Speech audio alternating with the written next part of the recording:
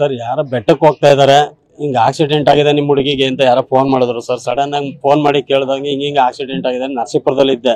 ಅವ್ರು ಹೇಳಿದ ತಕ್ಷಣನೇ ಬೇಗ ಬಂದೆ ಸರ್. ಇಲ್ಲಿಗೆ ಬಾಡಿ ತರ್ತಾ ಇದಾರೆ, ಇಲ್ಲಿಗೆ ಬನ್ನಿ ಅಂದ್ರು. ಇಲ್ಲಿ ಬಂದ್ ನೋಡೋ ಎಲ್ಲ ಮಗಳು ತಂಗಿ ತಮ್ಮ ಮಗಳು ಇಂಜಿನಿಯರಿಂಗ್ ಮಾಡ್ತಾ ಇದ್ರು. ಒಬ್ಳೆ ಮಗಳು ಮೈಸೂರು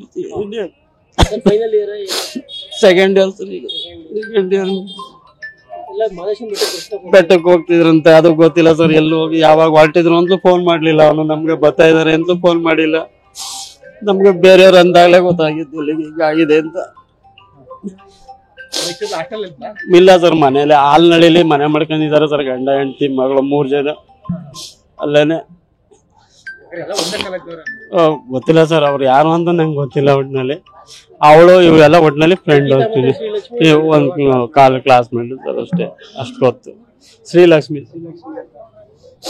ಒಬ್ಳೆ ಮಗಳು ಸರ್. ಅವ್ರಿಗೆ ಒಬ್ಳೆ ಮಗಳಿಗೋಸ್ಕರ ಸಾಯ್ತಾರೆ ಸರ್. ಓದಕ್ಕೋಸ್ಕರ ಮೈಸೂರಿಗೆ ಹೋದ್ರು ಸರ್. ಈಗ ಕೊರೋನಾ ಟೈಮಲ್ಲಿ ಹೋಗಿದ್ದು ಸರ್. ಈಗ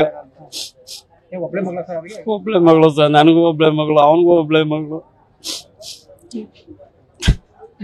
ಮಗಳಿಗೋಸ್ಕರನೇ ಎಲ್ಲ ಜೀವ ಮಗಳು ಓದಿಸ್ಬೇಕು. ನಾನು ಮಗಳ ಮದುವೆ ಮಾಡ್ಬೇಕು ಪಾಪ ಹೊರನು ಬಂದು ಮಾತಾಡಿದ್ರು ಸರ್. ಬರ್ತಾ ಇದಾರೆ ಸರ್ ಈಗ.